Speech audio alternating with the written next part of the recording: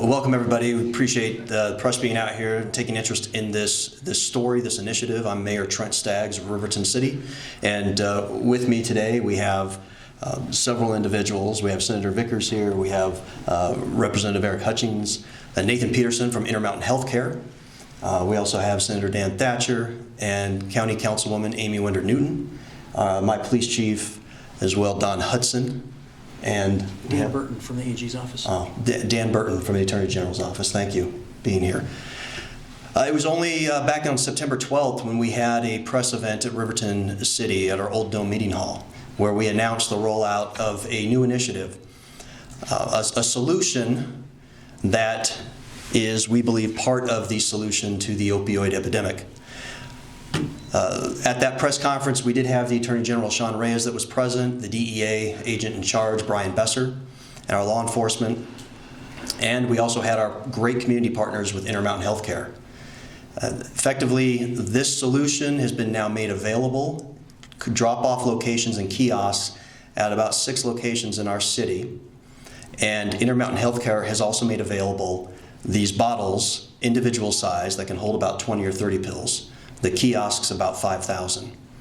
So these individual bottles have been handed out to members in our community, and it has been wildly successful. We were here, we were invited today graciously by Senator Thatcher and Representative Hutchings to come and present to the Government Operations Interim Committee and just explain what we did at Riverton City and how this new solution instantly destroys unused, unwanted, expired medications and puts them in a non-retrievable state, destroys it on site. It's the only solution that I'm aware of that does this, that satisfies this. There's a cost to any program that's put out there, but we believe that the benefits far outweigh that cost. There's a substantial amount of individuals every single year that are affected, they're impacted by the opioid epidemic.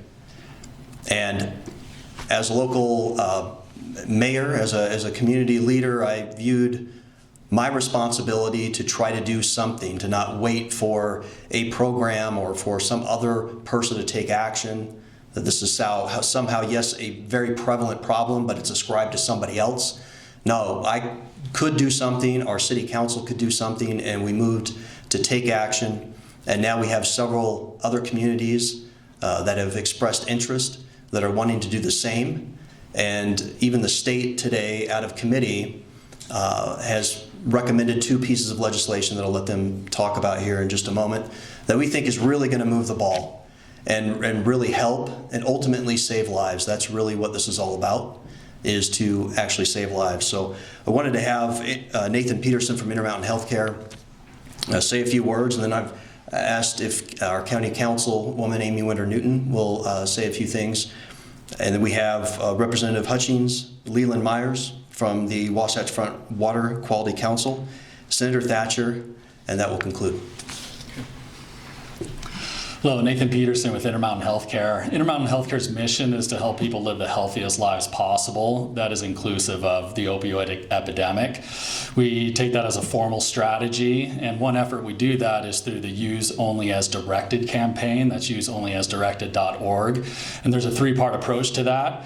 Speak out, talk with your physician when you're getting an opioid prescription, and then opt out. Talk about alternatives. Are there any other methods? And then throw out is the 3rd component. And that is where this partnership comes into play, where we want to safely dispose of unused, expired medications to keep it out of homes, keep it off the streets, keep it out of our communities, to help prevent addiction, prevent mortality, to help people live healthy lives. Our partnership with Riverton City has been tremendous with Mayor Staggs, and on behalf of our CEO, Todd Newbert, as well. We're proud to partner with them. We have these bottles available in our Southridge Pharmacy that is inside Riverton Hospital. We make that home-based solution available to the community, and happy to make that available. My name is Aimee Newton. I serve on the Salt Lake County Council. As Salt Lake County, we are incredibly concerned about the opioid crisis. This is an issue that impacts many of our families here in this state. And, as we look at ways that we can more safely dispose of opioids that are friendly to our environment, but also that can limit the accessibility to these drugs that people don't need anymore, it is incredibly important to our community. I applaud Riverton City and Mayor Staggs for their leadership on this, and I look forward to seeing as other communities can also be involved in helping us achieve a better outcome for our residents. Thank you. We've done a lot over the last few years to try and address opioids, crime, substance abuse. But the sad truth, you guys, is we're killing our own families. We're hurting our own families, we're hurting our own kids, we're hurting our neighbors. And the simple reality is when we went down and did Operation Rio Grande, we understood that there was a lot of illegal stuff going on down there, but when we pulled people aside, and we haven't done this historically in law enforcement, but we tried to change the way that we've approached things, and we want to know, how did you get here? What caused this? Why are you an addict? Why are you homeless on the streets? What is causing you to be in this problem? And as we started interviewing people, we found out that the vast majority of them, I've heard numbers as high as 80% of the people that were in the Rio Grande area that got swept up in that operation, that got arrested, and some of them incarcerated for drug addictions, I've heard as high as 80% of them got addicted to a legally prescribed substance. They didn't start with illegal drugs. They started with something that was given to either them or someone that they knew legally. The only problem was it wasn't done the way that IHC promotes. It wasn't done right. And when those drugs were left around, honestly, if we're not careful, and our Attorney General has led out in this in a really big way, he has been a tremendous champion in this. And he made a comment, actually, that the mayor mentioned a little earlier, that we are literally allowing ourselves to poison our own families. And Attorney General Reyes even commented that when you leave drugs like this stacked around in medicine cabinets inside of your home, you might as well just set a loaded gun out on the kitchen cabinet. Because you might kill them, you might not. But with these types of controlled substances, if they're just left out there, and the volume is massive. When you look at the total volume that we're having right now just in our traditional drop-off centers, at law enforcement offices and at some hospitals and pharmacies, things like that, which has been a tremendous advance on where we were, the sheer volume of what's already coming in is a little hard to wrap your head around. And that's only the stuff that's being turned in correctly.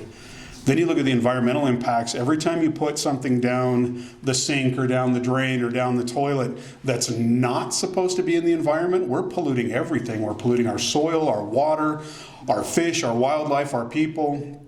So I applaud the work of the committee today in beginning to address this, because if we don't stop the flow of legally prescribed prescriptions that are being misused by the individuals who receive them, we're going to have a really hard time getting ahead of this opioid thing. And I believe that this or technologies like this are going to make us have an opportunity to jump ahead in a big way in addressing this problem. So thank you for helping us get the word out on this.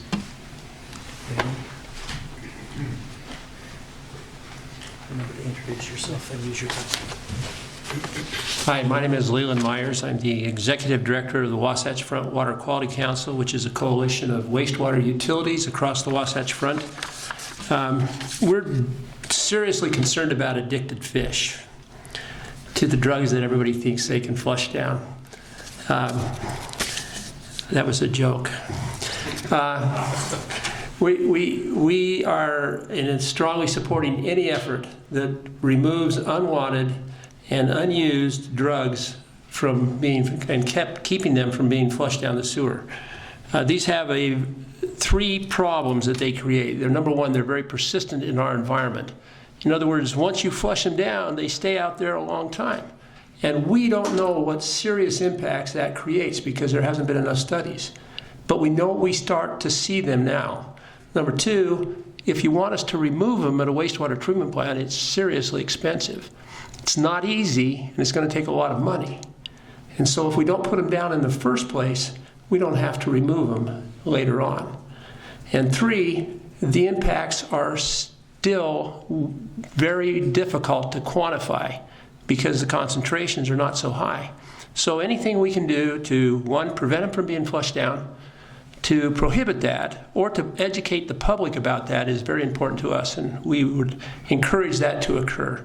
We like the concept of don't rush to flush when it comes to any pharmaceuticals.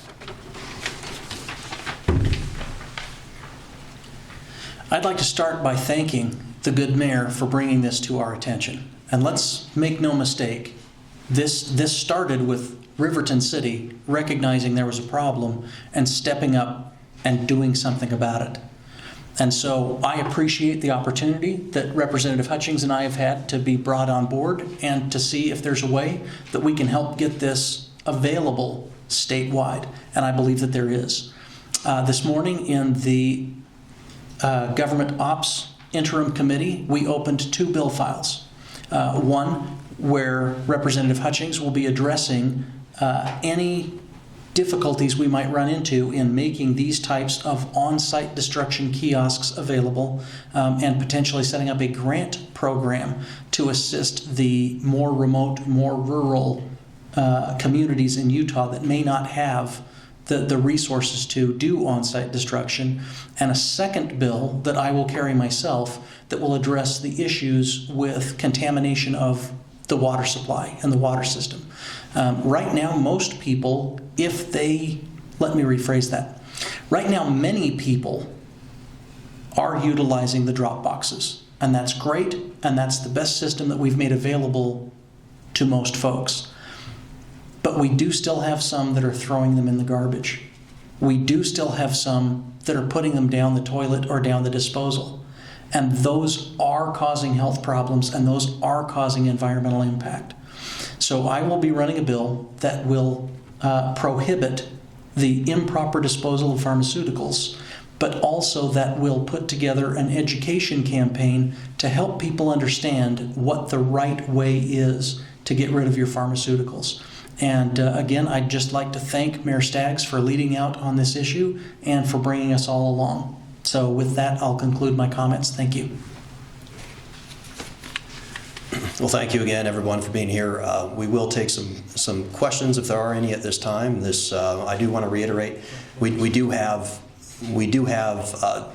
drop boxes that are out there currently. The issue that we found with that is that it ends up creating a stockpiling situation that is all too susceptible to being diverted.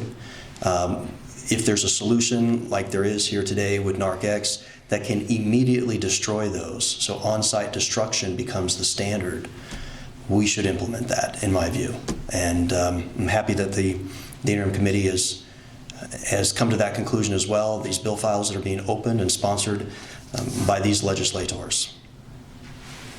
Mayor, why was it so important to you to seek out this solution and to find this one? And how was it that you actually landed on NARCX?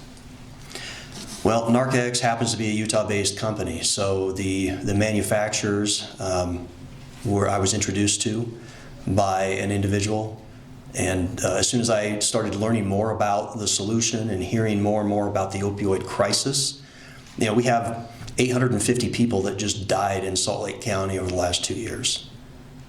My police chief informed me just yesterday we had a 24-year-old female in my city that passed away. We've got to do something. This is a huge epidemic, and the federal government has realized as much. That's why the Trump administration has announced $1.8 billion, of which $24 million is going to find its way to our state to help try to combat this on both an educational front and offering up solutions that can get rid of the persistent just oversupply that's there. What's the cost for your community and how are you paying for that? Sure. Good question. We have initially acquired 6 different kiosks. These kiosks have 5-gallon solutions in them that will hold 5,000 pills. The kiosks itself have a transparent front, so you can see when they've reached their 5,000 pill limit or so, it'll hit a fill line, and then from there, anybody can handle this solution. It's non-toxic, it's eco-friendly. You put the cap on, throw it in the garbage. We believe that That our initial investment was around $6,000 for the kiosks, and also we purchased a number of these bottles for our law enforcement and for some of our public works. Oftentimes when they're out and about, they may come across something they're unsure of. They'll put on a rubber glove.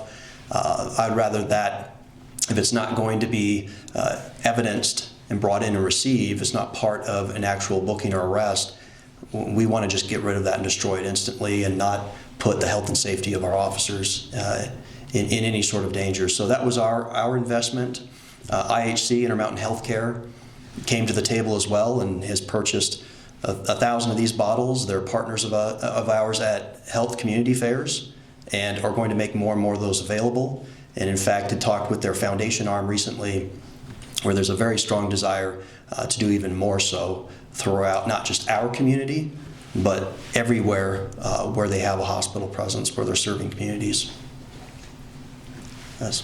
I know that IHC said that they were going to give away 1,000 bottles. How many have been taken so far? Nathan, I don't know if you know the answer to that. I think I do. You do? Yeah. Okay. So Intermountain Healthcare's Riverton Hospital, we started with 1,000 and we've distributed about a third of it. So we're about 600 remaining, and would encourage anybody who would like to pick one up to do so at Riverton Hospital. So that's the way it's been working at the hospital. People come in and say, hey, I'm here for the Narcax. Yeah, if they just simply have to ask for it at our Southbridge Pharmacy, which is inside Riverton Hospital, and simple as that. I will note, though, that we do have a community health fair that is going to be in the first week of November, I believe. And at that health fair, they want to make it available there, and any community event that they are helping to sponsor, which are numerous. So there will be many opportunities throughout the year for residents to come in and pick up something here for home use and destruction of medications. Is it also something that you said your police have as well? Yes, they do. I don't know, Chief, if you have any comments there, but Yeah, I think police, in law enforcement, we expend an awful lot of resources to disrupt the supply of both illicit and legal drugs that are in the community. And any opportunity, when we say where in a real world example of where we would use this, maybe an officer goes on an overdose to a home, which is typically kind of a medical call, and we notice that there's an awful lot of drugs left over, as opposed to us collecting it and taking it back to the station, booking it in as evidence. Perhaps we could just provide this to somebody and we can get rid of the drugs right there on the spot, and there's no risk of diversion. The big issue, whenever you collect in a centrally located place, narcotics, and bring them together, there is somebody that has to handle those, and some of the community kiosks that we have seen that aren't monitored and people aren't determining exactly what's being placed in this. It's actually dangerous for the people that are opening that kiosk up and having to package up the drugs and ship them to wherever they're going to ship them. Either they're going to be incinerated or they're going to be buried, but it's becoming more and more difficult for law enforcement, for us to find places where we can safely dispose of these drugs. And so this, for us to partner with IHC, and we've talked a little bit about this, in a perfect world, we would kind of be taken out of the equation. I think there will always be an opportunity for a kiosk and a place where people can bring their drugs, but in a perfect world, as soon as somebody is done with an opioid or a prescription and they don't have any use for that anymore, rather than it going back into the medicine cabinet, if we could have them just dispose of it immediately, and there's no opportunity for diversion. That's my perfect world, and then we're kind of out of the equation at that point. Obviously, we understand it's never a perfect world, so we'll still partner with the community and partner with IHC, and we're very proud in Riverton to kind of be on the cutting edge of this. Is there a way to measure how successful the kiosk has been? How many people have used it? yeah. Each kiosk will hold about 5,000 pills before the solution needs to be replaced. So we, based on the usage, and this program just rolled out September 12th, but we anticipate every 3 to 6 months we're going to need to refill the new 5-gallon container solution. That gives you a sense of perhaps what our community, what we're anticipating. I know in some others it's much higher. Our chief, for example, came from a holiday precinct where there were hundreds of pounds collected every single month. And you think about assisted living centers, nursing facilities, others that have potentially quite a bit that they need to dispose of. Did you say this is the first use of narcotics? Is that in the country? It is. It's actually here in the state. I know we're the first. I know they're in talks with several other large hospital chains, with the VA, with several groups. But this it's a new company, newer solution. I find myself fortunate to have been introduced to the founders of this company, and they are Utah-based, which I find even better. But you're pretty sure, in addition to being first in the state, also first in the nation with this product? Yes, we have founders here. They're nodding their head. I think. Oh, okay. Yes. Thank you. Yes, we are. And what do you see as the other big challenges here, given that Riverton's the first city to kind of roll this out? What else do you kind of hope to see, especially with some of the federal money coming in? Wow. Well, I think some of the challenges for some municipalities is going to be cost. I think the big challenge is to get as many communities participating as possible, because this problem, this epidemic, knows no boundaries. It is something that will just cross borders, and so I think that in order for this to be successful, it needs to be very pervasive throughout the entire county and throughout the entire state. And that's why I'm very, very glad that Senator Thatcher and Representative Hutchings found this interesting enough to ask me to come and describe what Riverton has done. And in working with great community partners like Intermountain Healthcare, perhaps that is a model that then we can implement and mirror across the state. So that's really what I hope to see happen. And one of the biggest challenges is going to be, we need as many communities to participate as possible so that we can get rid of just the incredible oversupply of narcotics that are out there, or prescription drugs. Let me add to that just a little bit. Rural's the problem.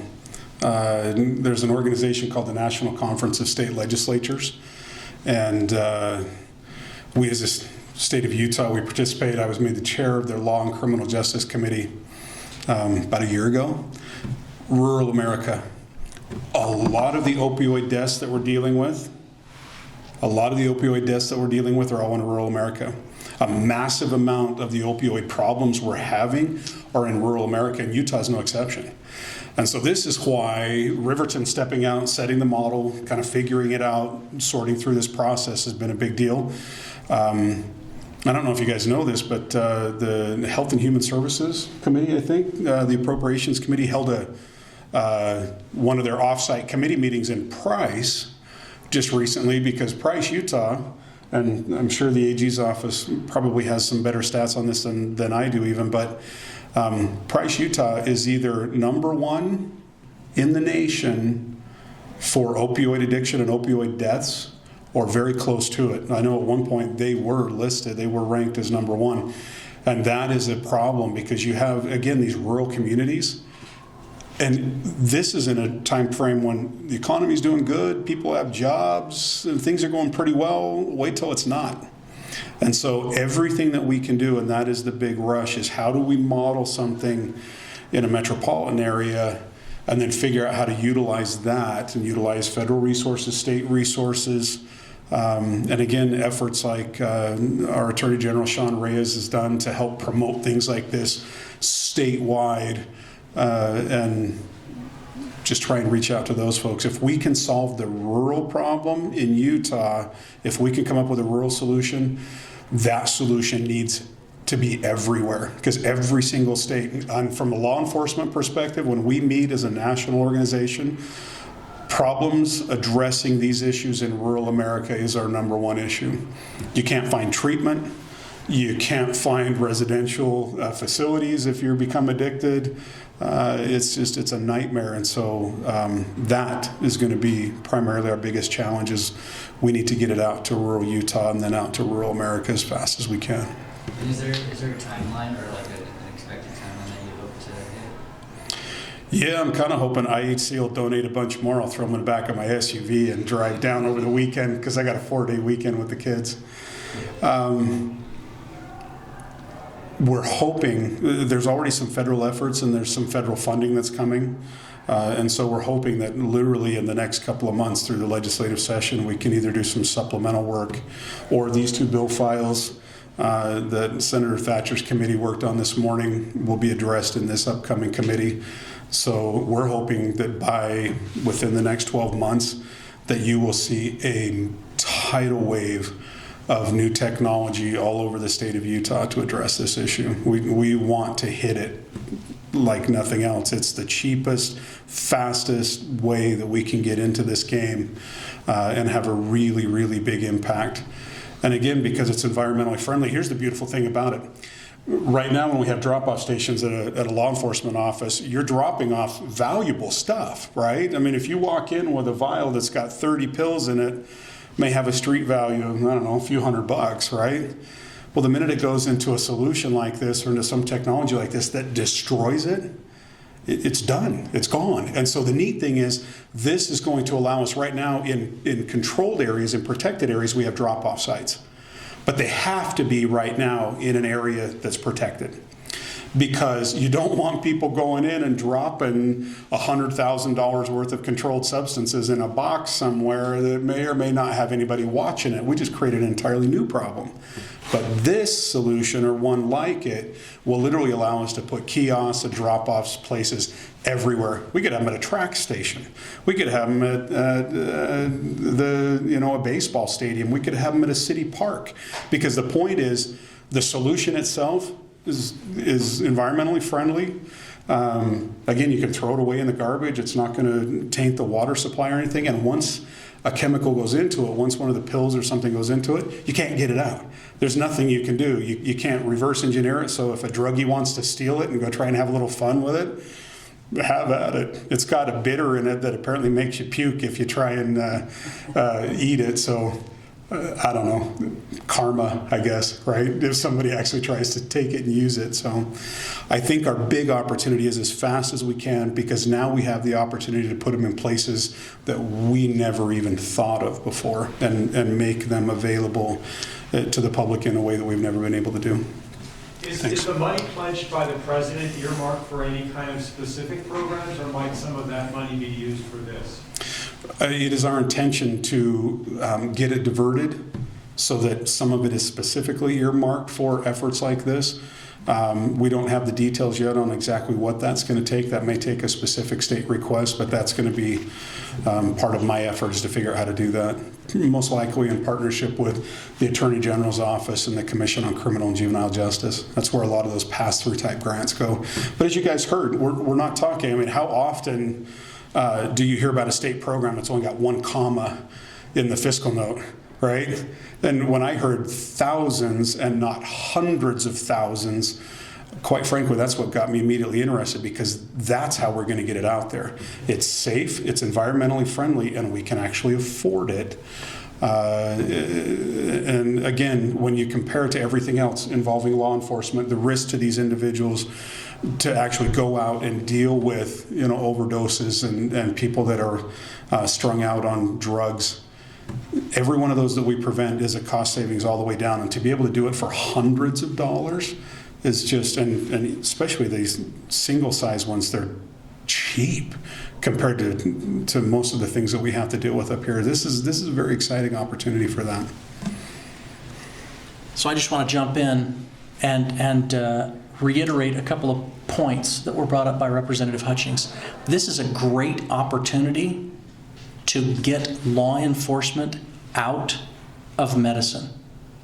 If you asked before, where do we see this going? Where do we see this ending?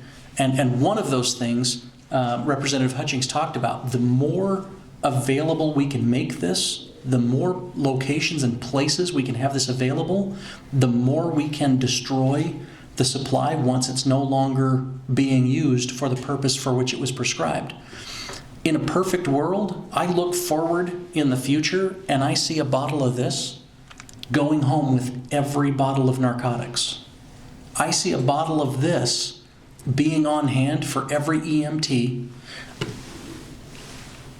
Imagine the hospice nurse coming in, and after the person passes, they're able to immediately destroy the inventory of pills that this person's been taking to ease their lives.